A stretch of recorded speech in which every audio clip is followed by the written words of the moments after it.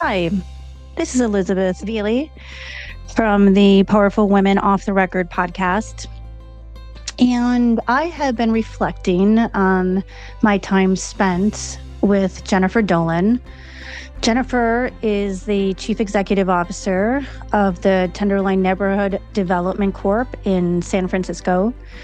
And I've been very blessed to have been able to work with Jennifer on some boards and watch her in action, and then also get to know her on a personal level. And she's such a fantastic woman. So I was really excited when she agreed to let me interview her on this topic that's near and dear to my heart.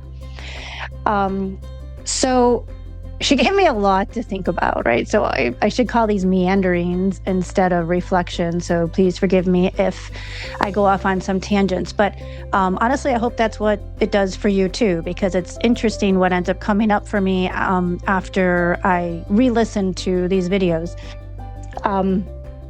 So, we talked, of course, because I always ask, though, about indicators that might come up in your life when you are out of alignment, and they may be emotional indicators or physical indicators, but you get a warning, right, from yourself when things are starting to step off the path or out of alignment with who you are.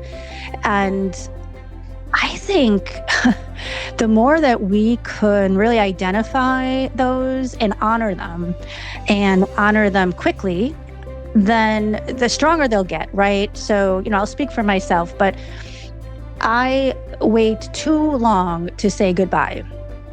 I don't know if that resonates with anyone, but, I will get a lot of warning signals whether it's a relationship or it's a job or a friendship or can be anything in my life, my hairstylist, whatever, where I get a lot of feelings, and I often, in the beginning, do not act on them for whatever reason.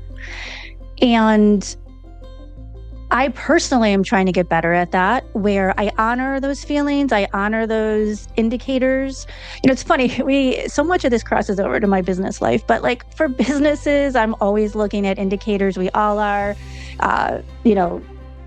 there's a thing called KPIs, right? Key performance indicators.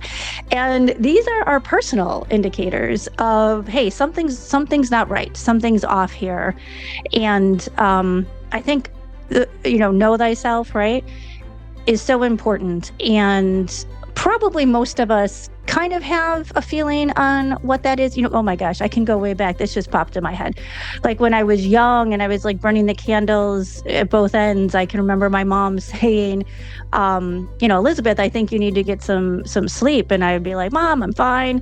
And she's like, no, you're getting that cough. And I was like, what cough? And she's like, when you get tired, you start just getting this little cough, in the evening. And of course, I was young and told my mom she was crazy, but because she is so true to this day, if I'm going too hard, that cough will come. And the difference is now I honor it. So if that cough comes, I'm normally, putting everything away and heading to bed. So hey, there's a win for me, right? I guess I got one. So I just really want to urge all women to pay attention to that, and because there is one. And I hope, you hearing these words makes it even more prominent. And the more you listen to it and you become in partnership with your body and your emotions, the louder it will get. And maybe all of us can help each other say the goodbye faster, whatever that means in your life. So say the goodbye faster before it has to get stronger and the 2x4 has to come. Maybe I should stop saying that word because I really don't want a 2x4 to come. So I guess that one really, stuck with me, that there seems to be a common thread with all the women I'm talking about, to keep an eye on your personal KPIs, right? And then the thing that really warms my heart is when Jennifer starts talking about the environment she grew up in and her father, and how supportive her father was of her mother. And how powerful is that, right? Just the action of a strong man supporting a strong woman in her journey. It's just, I mean, can you feel that? I can feel that. I can feel the power of that. And the impact it made on her and her siblings. And then beautifully, she's taking it now to the next generation. And he was probably just living his life, being the man that he was. And, it's cool that she said not cool, I guess. It's hard, I know, but that his mom was a single mom. And he grew up surrounded by strong women. And my son is in the same situation. And I always joke, it's either, going to make him really love women or really not. And so her father was such a role model. And, I don't want to be too dramatic here, but to me, that's kind of the divine masculine playing out, right? Where they are strong in their own right. They don't have to answer to anyone. And then they're watching a strong woman and realize that they can support her without minimizing themselves. Right? I think that's all what we're all looking for. And that is the true kind of divine partnership that I think is a good goal for all of us. And I think often it doesn't have to be like between spouses. It can be between great friends. It can be a mother-child. It could be a mentor and mentee. It could be a million different ways. But if it's something that's just prevalent in your life and happens often, it's got to restructure the DNA, right? It goes right to the core of everything. And look at what it lets blossom, lets Jennifer and her siblings feel, strong and supported and more willing to take those risks that we all have to take to get where we want to go. So, just want to shout out to her dad. And then also, her mom for being a strong female role model and sending that to her daughters. And I think about what Jennifer said about, with her daughters and, her advice was to parents. Like when I asked her, do you have advice for the young women coming up? And she wanted to address the parents of the young women coming up, which I think was also brilliant. And, her comment was something to the effect about let them be who they are. Pause for effect. Let them be who they are. Let them be their authentic self. Try not to push them into the box that you had in your mind. And, I know, as a parent, I've tried to be like that. I'm sure I've failed at it. Because it's hard, right? Like you just, oh my gosh, you just love your kids so much, right? And you just don't want them to make the same mistakes you made. It's like, make new mistakes, that's fine. But, when you see them going down that path of a mistake you've already made, it's like, it's hard to even control it, right? It's like biological in a parent where you're like, no, don't go down that road. Like I've been there, it's bad. It's like Five Nights at Freddy, right? Like, don't go down that path, he's there. So, the best thing we can do for our kids, though, is try to breathe that back in and support them on the path that they're on. And I'm saying that to myself too. So I'm sure I can be working on that as well. So such a common theme of, yes, you got to your authenticity. Now make sure your children can get to their authenticity, knowing that they have somebody supporting them. So I think, I think that was amazing. We talk about sleep again, and I'm going to keep talking about sleep because, again, I feel like we glorified when you can, highly function not on sleep. And it's almost like abuse to the body, right? I'm going to go that far. I know it's dramatic, but the more I try to connect deeply and embody myself into this body and not just be a talking head, walking around, sleep, the body needs sleep. And especially for women, I think especially for women, because, we keep going over the science of it, but women need that downtime. And, let's stop thinking of it as a weakness, and let's stop thinking of it as being high maintenance. It's not. It's smart. It's learning your vehicle and taking care of it. Like, why would you buy this beautiful, expensive car and not learn what oil to put into it, or what level you fill the tires with, or, what is the annual maintenance? You wouldn't do that, right? So why do we forget that our body needs that too? So I'm just going to keep beating that drum. I need to hear it myself. I'm going to keep beating it for you. Please stop thinking that these forms of self-care are an extra. They're not. And listen, I am not naive. I think right now we are fighting for our sleep. I never used to have trouble sleeping, but I have found myself more and more having trouble, making it through the night. And so I am actually paying attention to it now. And I really urge you to do the same. Just like, stalk yourself. I think that's from the 4 agreements, right? Stalk yourself and find out, what are you doing that is making you not sleep at night? And fix it. Enough with these shenanigans. We know enough about science and our bodies. It's time to just fix it. So stop with the excuses.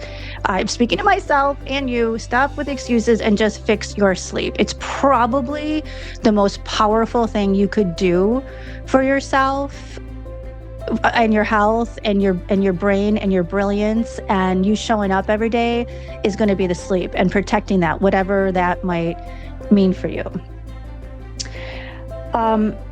And something that popped in my head, and this might be a total rambling, so I do apologize, but I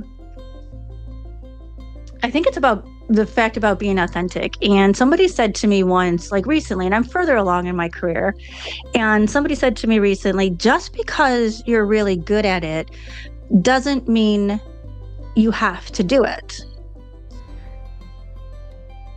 And I don't know if that resonates with you, but I just, it literally bounced off my brain.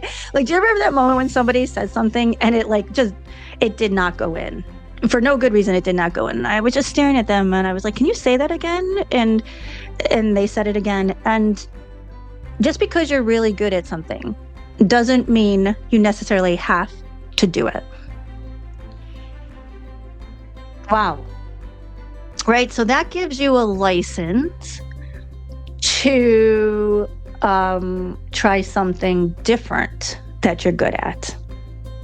And, it gets a little tricky because I think we're all trying to find that place in our career where our talents intersect with what we love to do, with what's going to help the world. And then probably the final circle is, provide for us and our family. So those 4 circles, and wherever those intersect, that middle is the magic. I think that's what we're all striving for. So I'm going to challenge you, if you're listening to this right now, maybe this is for you, to maybe, draw those 4 circles on a piece of paper and see if where you're spending the majority of your time, is it in the center, or have you stayed in something that you're good at, right? But maybe you're not as passionate about it as you once were. And guess what? It's okay to pivot. And you're going to hear a lot of pivots in these conversations, of moves that these women have made to get into that center space where they all cross-sect. And I'm not going to say it's not scary. It's scary.